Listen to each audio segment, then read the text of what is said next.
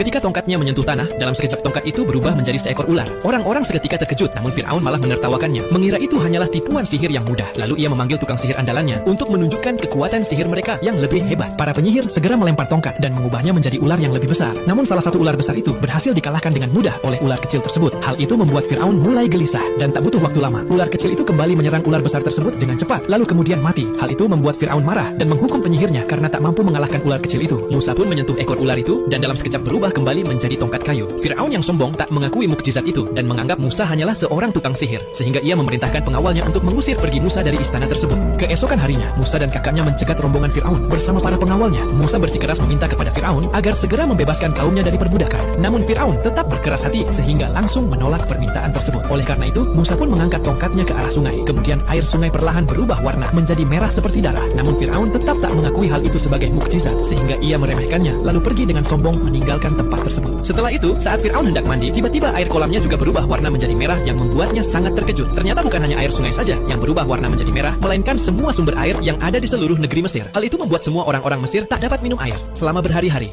Semua ikan mati, bau busuk menyebar. Namun Fir'aun meremehkan hal tersebut. Setelahnya, jutaan katak muncul ke daratan, memenuhi setiap jalan dan setiap tempat hingga istana. Saat katak-katak itu mati, bangkainya dipenuhi belatung, dan dari sanalah muncul jutaan lalat yang mengganggu kehidupan mereka, membuat banyak makanan menjadi busuk. Hal itu menimbulkan wabah penyakit yang membuat orang-orang dipenuhi bisul dan nanah. Fir'aun berdoa kepada para dewa, namun keadaan semakin memburuk. Hewan-hewan ternak mereka mati satu persatu, bangkainya berserakan di mana-mana. Fir'aun menemui menteri, namun tak ada yang bisa mereka perbuat. Kemudian cuaca berubah, hujan es meluluh lantakan negeri itu. Orang-orang berlarian mencari tempat berlindung. Setelah itu, muncul jutaan belalang menghancurkan berbagai tanaman dan cadangan makanan mereka. Fir'aun mulai gelisah, namun ia malah memperburuk keadaan para budak. Pekerjaan semakin keras dan digandakan. Banyak orang disiksa serta mati karena kelelahan. Tuhan pun murka dan membuat kegelapan menutupi seluruh negeri Mesir selama 3 hari. Tak ada bulan ataupun matahari. Fir'aun mulai merasa takut, lalu Musa datang kepadanya, menegaskan agar segera membebaskan kaumnya dari perbudakan. Namun Fir'aun yang sombong tetap menolak hal tersebut. Musa memperingatkan Fir'aun, lalu pergi meninggalkannya. Kemudian, hal yang paling buruk pun terjadi. Semua anak sulung orang Mesir akan mati. Malam itu kesedihan dan jeritan terdengar di setiap rumah. Kematian mendatangi anak sulung mereka satu persatu. Bahkan anak sulung Fir'aun juga menghembuskan nafas terakhir. Fir'aun pergi menemui keluarga Musa. Dalam kesedihan, Fir'aun membebaskan para budak dan memerintahkannya agar segera pergi meninggalkan Mesir.